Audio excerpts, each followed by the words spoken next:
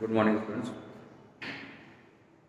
आज अपन जो डिस्कस करेंगे वो इक्वेशंस और उसके अंदर सेकंड डिग्री। लास्ट वीडियो में अपन ने डिस्कस किया था पॉलिनोमियल। पॉलिनोमियल क्या होता है, पॉलिनोमियल को कैसे रिप्रेजेंट करते हो, डिग्री ऑफ पॉलिनोमियल क्या होता है, जीरो दो पॉलिनोमियल क्या होता है, और relation between coefficients of polynomial and their sum and difference. उनमें अपन ने कुछ रिलेशन किए थे जो भी लेटेस्ट कोर्स है। इसके आगे जो सेकंड पार्ट है अपना वो क्वाड्रेटिक इक्वेशन। वैसे क्वाड्रेटिक इक्वेशन और second degree polynomial approximately same चीज है। When you take a second degree polynomial is equal to zero, it convert into quadratic equation. Simple सा कॉन्सेप्ट ये होता है। उससे पहले अपन तो भी पूरा डिटेल में डिस्कस करते हैं क्वाड्रेटिक इक्वेशन क्या होता है। क्वाड्रेटिक इक्वेशन से पहले अपन एक छोटा सा एग्जाम्पल अपन लेते हैं। इक्वेशन क्या होती है, छोटी क्लास में पढ़ा होगा। The combination of variable and constant using any binary operation with equal sign is known as equation. Combination of variable and constant, variable और कांस्टेंट को दोनों को कंबाइन कर दो और कोई भी बाइनरी ऑपरेशन, चाहे वो एडिशन है, सब्ट्रैक्शन है, मल्टीप्लिकेशन है, डिवीजन लगाते हो और इक्वल साइन लगाते हो, वो कहलाती है क्वाड्रेटिक इक्वेशन। अब उसके अंदर टाइप ऑफ इक्वेशन में क्या होता है कि the power of variable used to show the type of equation. The maximum power of variable in equation R1, that is known as first degree equation. The maximum power of variable in equation is 2, that is known as second degree equation. The maximum power of variable in equation is 3, that is known as cubic equation. Like that. अब on the basis of type of equation, we conclude that the value of variable or roots of the equation means the linear equation or first degree equation always contain one root.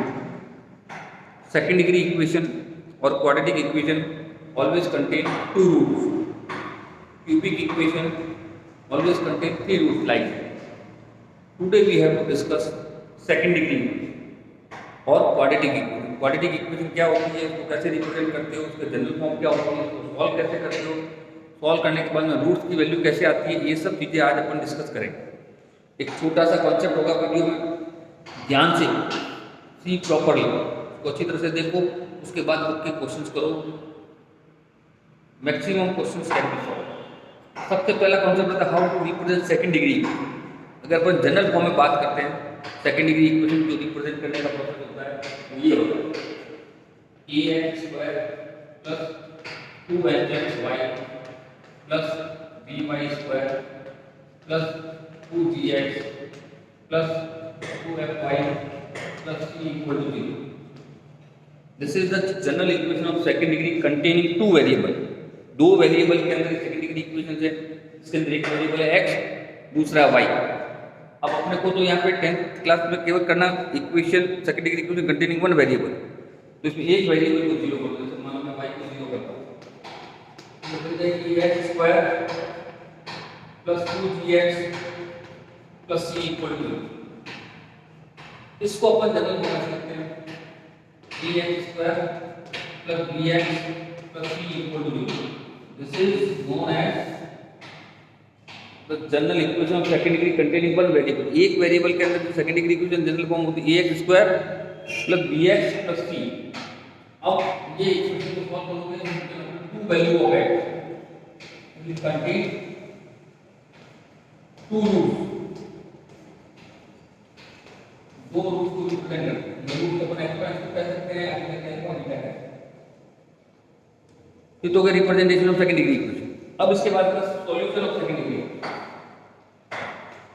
Solution of second degree equation, solution of this equation. अपने पास अलग अलग method है। First method है factorisation, दूसरा method है complete square by complete square, complete square method, तीसरा method है by formula, धरातल या फॉर्मूला कहते हैं। अब इसका जो है ये दो कोर्स में ये इसका कोर्स में नहीं, तो अपना कॉन्सेप्ट क्या होगा, पहले तो बाय फैक्टर्स, फिर दूसरा होगा बाय फॉर्मूला। अब फैक्टर्स के लिए अपने क्या यूज करना होगा, दो फॉर्मूले एक्स स्क्वायर माइनस ए स्क्वायर और एक x square plus 2x plus 1,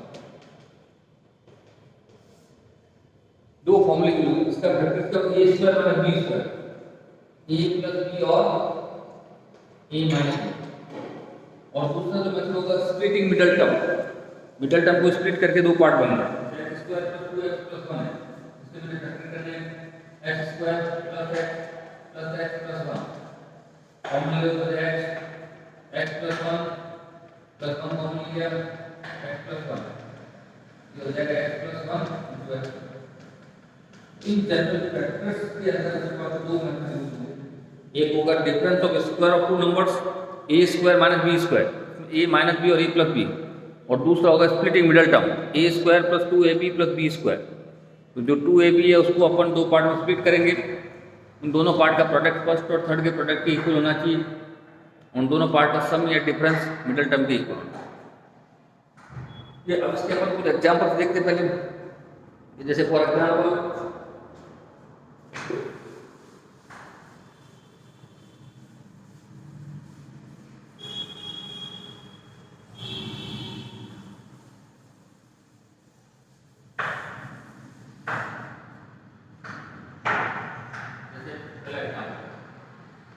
x square minus 9 equal to, दूसरा example x square plus 5x plus 6 equal to, solve the equation, find the value of variable.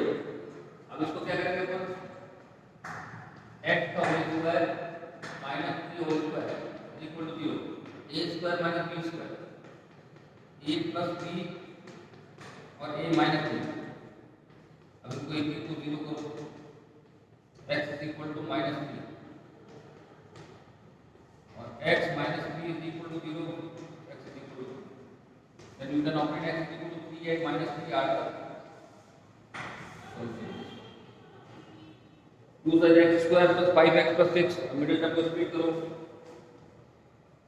इन दोनों का product 6x square, बीच में term 5x, इसके लिए part करना है, ये part x होना चाहिए, इन दोनों का प्रोडक्ट में 6x स्क्वायर और ऐड करने का जाएगा 5x 3x और 2x, 3 to the 6 x square add करोगे तो आ जाएगा x square plus 3x plus 2x plus 6, common ले लो, x कॉमन लिया x प्लस 3 प्लस 2 कॉमन लिया x प्लस 3, ये हो गया x प्लस 3 और x प्लस 2, इंडिविजुअल वैल्यू तो x प्लस 2 को 0, x is equal to minus 2, x plus 3 को 0, x is equal to minus 2, x के लिए माइनस 2 और माइनस 3 है।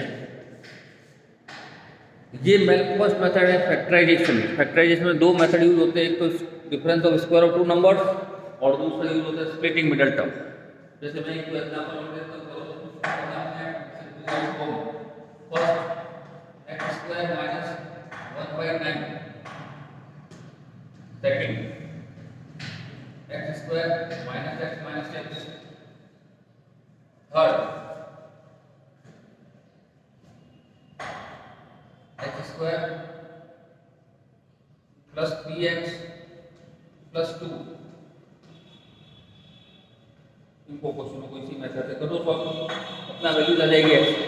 फिर अपन इसके आगे और नेक्स्ट क्वेश्चंस करेंगे, नेक्स्ट वीडियो अपन नेक्स्ट फॉर्मूला यूज करेंगे। Thank you.